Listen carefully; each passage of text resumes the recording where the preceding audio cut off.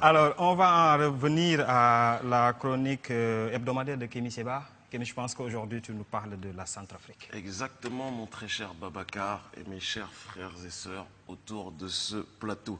Le titre de la chronique va donc s'intituler L'essence même de la guerre en Centrafrique. Pourquoi l'essence même, Nina? Pourquoi l'essence même, cher El Habib? Très bonne question, cher Watson. Eh bien, simplement parce qu'on ne peut pas étudier plus sérieusement la nature de la guerre en Centrafrique sans comprendre la richesse du sol de ce pays qui attire les regards prédateurs de l'extérieur comme de l'intérieur de nos rangs africains et plus précisément des rangs centrafricains. On ne peut pas parler non plus donc, de la Centrafrique sans comprendre qu'il y a dans ces sols l'uranium, du pétrole, des diamants.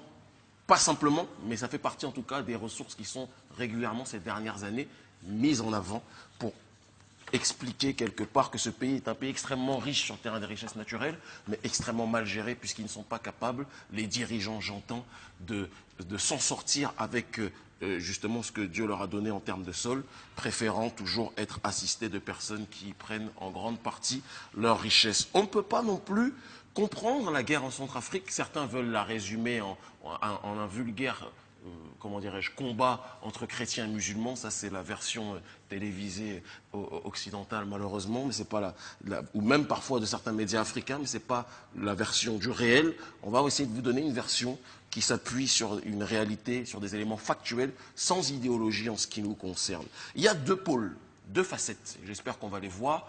D'un côté, on a François Bozizé, j'espère qu'on va voir sa tête ici.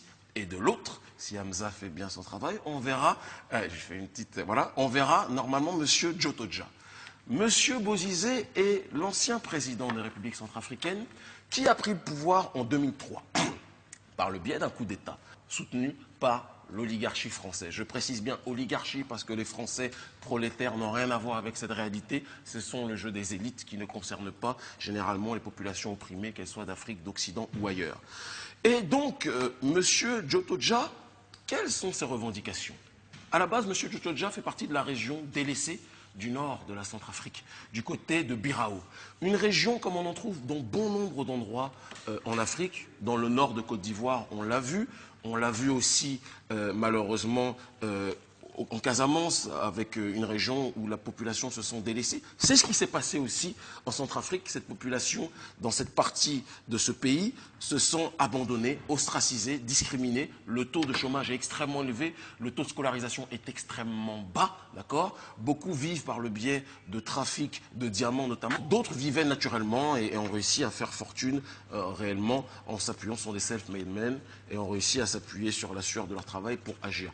Sauf que quand M. Bozizé est arrivé au pouvoir, il a voulu réguler le, entre guillemets, trafic du diamant, d'accord, qui allait bien souvent au Soudan ou au Tchad, pour que les revenus qui incombaient de ces diamants lui reviennent de droit. Et cela a été perçu comme une provocation réelle par la jeunesse, justement, de cette région de Birao en Centrafrique, dans ce nord, qui se disait que déjà on est oublié, on est ignoré dans ce pays où le pouvoir est extrêmement centralisé, c'est le cas de beaucoup de pays d'Afrique, d'accord, subsaharienne, et en plus de ça, maintenant, il veut nous enlever le peu qu'on a à travers la vente, entre guillemets, trafic et haute de diamants. Je synthétise.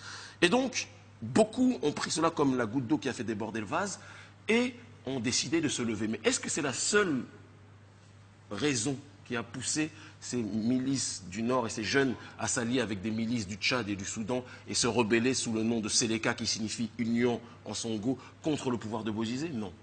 Il se trouve que M. Bozizé est un homme qui s'est fait beaucoup d'ennemis.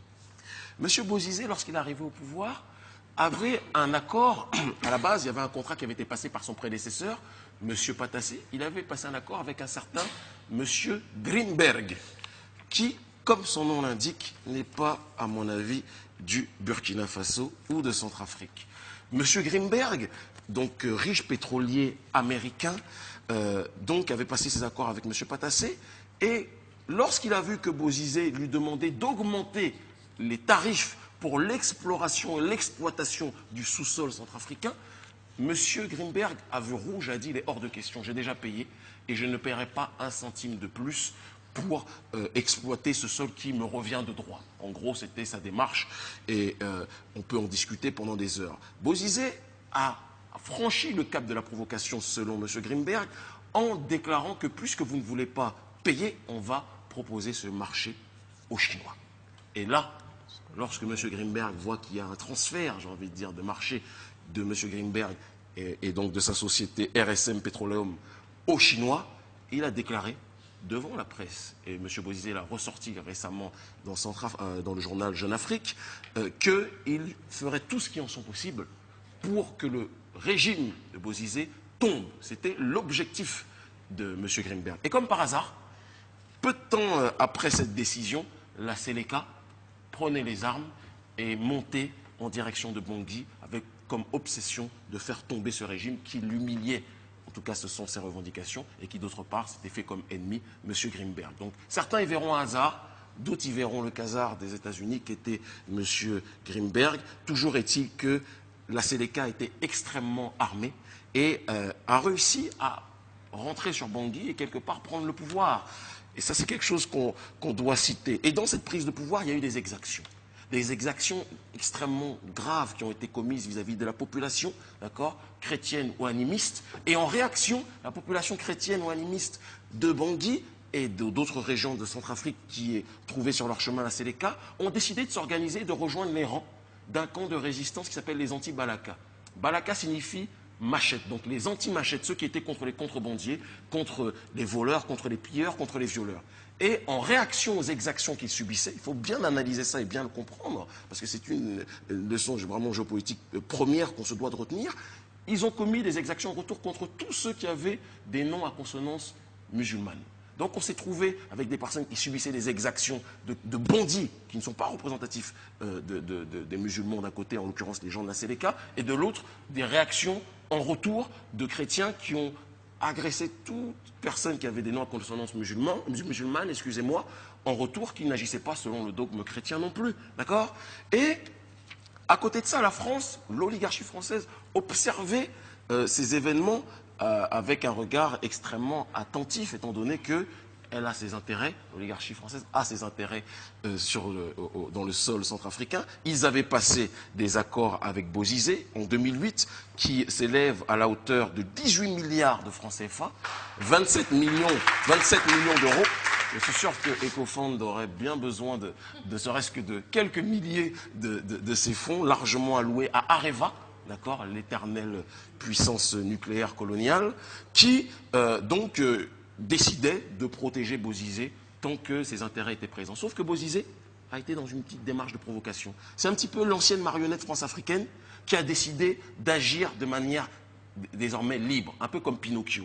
Au départ, Gepetto, il tire les ficelles, il y a Bozizé qui est là, qui bouge, qui fait la Macarena. Et puis après, Bozizé dit, excusez-moi, je vais agir par moi-même. Et il a commencé à changer donc ses alliés stratégiques, ceux qui étaient dans sa garde prétorienne, étaient des soldats tchadiens cooptés par la France. Retenez bien ça. Et il a changé ces soldats tchadiens par des soldats sud-africains. Et il a passé des accords militaires qui auparavant étaient liés, qui étaient donnés à la France et au Tchad de Idriss Déby, le sous-traitant de la France dans cette région. Il les a passés avec l'Afrique du Sud. Et là, la France a commencé à voir rouge, ou du moins l'oligarchie française a commencé à voir rouge. Et c'est une note qui est confirmée, qui n'est pas inventée par Kémy Séba, mais qui est confirmée par une note des services de renseignement centrafricains, signée de M. Aristide Briand-Reboas, le directeur général du Bureau national de la documentation. Je lis ça vite et après on arrive à la conclusion. Il dit, donc en date du 9 février 2008, dans l'affaire Areva Total contre l'État centrafricain, on a noté un manque de tact de la part des représentants et négociateurs de l'État centrafricain. Les réclamations financières de la partie centrafricaine vis-à-vis d'Areva paraissent excessives et ne constituent pas une bonne chose. Surtout si on tient compte de l'assistance multiforme que la France apporte depuis des décennies à notre pays. On voit que le monsieur est un petit peu dans la démarche de continuer à collaborer avec l'oligarchie française sur ce terrain. Il déclare, il est souhaitable, ce sont les services de renseignement centrafricains qui déclarent ça, il est souhaitable que le gouvernement fasse preuve de réalisme et revoie à la baisse ses conditions vis-à-vis d'Areva, car nous n'avons pas les moyens pour exploiter par nous-mêmes nos richesses. Les groupes étrangers qui viennent pour nous aider en ce sens doivent aussi trouver leur compte. C'est une grosse erreur stratégique d'avoir choisi de signer les accords militaires avec l'Afrique du Sud. C'est aussi une erreur d'avoir accepté la présence militaire sud-africaine en Centrafrique. L'État centrafricain ne doit pas oublier et c'est un texte qui est extrêmement grave si on analyse un petit peu, on ne doit pas oublier que la France nous a toujours prêté une assistance, comme c'était gratuit, une assistance multiforme pour combattre par exemple les Araguinas et lutter contre les rebelles. Ces relations avec l'Afrique du Sud sont donc incompréhensibles, surtout qu'il ne faut pas oublier que c'est l'intervention de l'armée française le 30 novembre 2006 qui a pu stopper l'avancée vers la capitale des 3 groupes rebelles fusionnés dans l'UFDR. Donc, on a une note des services secrets centrafricains qui demande à Bozizé de revoir ses prétentions vis-à-vis des Français à la baisse et d'arrêter de collaborer avec l'Afrique du Sud. Et l'oligarchie française y a vu tellement rouge que lorsque la milice de Séléka est arrivée sur Bangui et a pris le pouvoir, les Français n'ont pas daigné défendre celui qu'ils considéraient comme les ayant trahis, en l'occurrence M. Bozizé. Mais la France voulait, car elle a des intérêts, on l'a vu avec Areva, elle a des intérêts dans ce sous-sol centrafricain. Et donc, en même temps, François Hollande a déclaré officiellement que la France-Afrique est terminée. Il n'y a plus de colonialisme officiellement. N'est-ce pas, El Habib? C'est terminé. Hein, c'est l'histoire ancienne, n'est-ce pas, Sandrine? N'est-ce pas, Fabrice? Le colonialisme, n'est-ce pas, mon jeune frère? Le colonialisme n'existe plus. Et donc, par conséquent, les dirigeants français ne se mêlent pas de la politique africaine, sauf en cas de force majeure, n'est-ce pas? Et dans ce cas de force majeure, il se trouve que si par hasard, dans le scénario, les camps de la Séléka et des anti-Balaka s'affrontent de manière extrêmement grave, comme ça peut être le cas au Rwanda, là, la France, éprise de justice et des droits de l'homme, se devrait de réagir pour sauver ces pauvres Africains qui ne sont pas capables de s'entendre. Et c'est ce qui s'est passé lors de l'attaque du 5 décembre 2013, une attaque dont l'armée française était au courant à la base, puisque les anti-Balaka avaient prévenu certains dirigeants de l'armée française, d'accord? Et ça, ce n'est pas Kémy Séba qui l'invente, c'est Cameroun Info Voice qui rappelle ces événements, avait été mise au courant de cette réalité. Et donc, dans le même temps, la France a prévenu la Séléka de l'attaque des anti-Balaka, de telle sorte que chacun soit lourdement armé et qu'on rentre dans ce bain de sang. Et ce bain de sang a fait que la France tire la sonnette d'alarme par le biais de son stratège en diplomatie, M. Laurent Fabius, et ce sont des propos qui sont, comment dirais-je, corroborés notamment par M. Bozizé aussi, quoi qu'on puisse penser de ce dernier. Laurent Fabius déclare donc à l'ONU, on se doit d'intervenir. On ne peut pas laisser ces Centrafricains s'entre-déchirer de cette façon. Et donc, il appelle de ses voeux à la mise en place rapide de forces africaines de la FOMAC, devenue par la suite la MISCA, M-I-S-C-A, j'espère qu'on verra le logo ici, d'accord? Et la France, sous le nom de l'opération Sangaris, se devait, à travers ses soldats, d'être uniquement une force qui assiste des forces africaines. Mais en réalité, comme on le voit aujourd'hui, en occupant un certain nombre de points et d'endroits stratégiques, et j'en ai terminé dans ce pays, dans la Centrafrique, en ayant repris l'aéroport, le contrôle de l'aéroport notamment, etc., on se rend compte que la France, bien qu'elle déclare officiellement ne plus être dans une démarche de Centrafrique, a plus que jamais, lorsqu'elle a des intérêts, la volonté, d'accord, de s'installer et de gérer les choses comme c'était le cas auparavant. Seule la facette a changé, mais la pièce de théâtre, malheureusement, reste la même. Et il y a une leçon à en tirer. On a la réponse à notre incapacité, bien souvent, à nous entendre entre Africains.